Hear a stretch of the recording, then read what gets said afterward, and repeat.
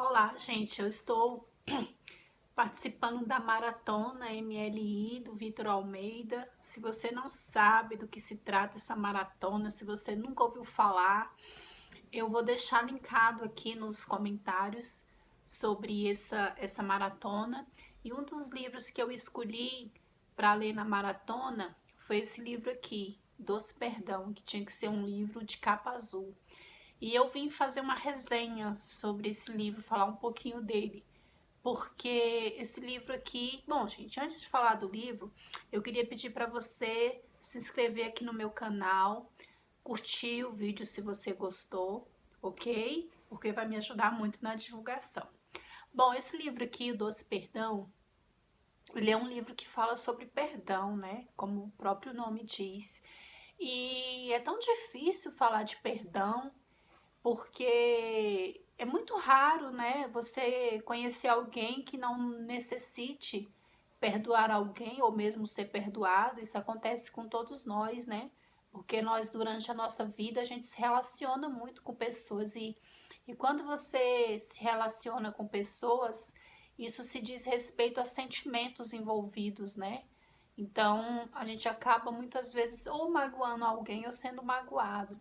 E esse livro ele vai tratar desse assunto, mas de uma forma assim tão doce, como o próprio nome diz do livro. Esse livro aqui ele vai falar um pouquinho de sofrimento, vai falar um pouquinho sobre perdas, vai falar sobre traições, enfim, vai falar de tantas coisas. Vou dar um resumo rápido do livro, porque eu não quero falar muito dele assim, sobre a história em si. Porque só você lendo mesmo, para você entender, assim, para você compreender do que eu estou falando. E é muito raro você ver algum livro que fale sobre perdão, né? Não é muito fácil você encontrar, eu pelo menos nunca tinha lido, assim, nenhum livro que fale, que abordasse esse tema, assim, de forma tão profunda. Então, esse livro aqui, ele vai contar a história da Hannah. Hannah é uma garota não, ela tem 30 e poucos anos, se eu não me engano é 35, 37 anos, e ela já terminou a faculdade e ela trabalha como jornalista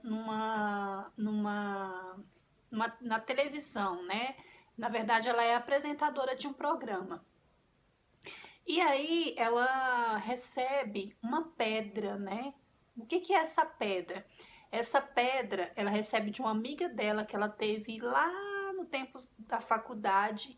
E essa amiga dela perseguia ela, fazia bullying com ela. E aí ela recebeu essa pedra como um pedido de perdão. Então o que ela tinha que fazer?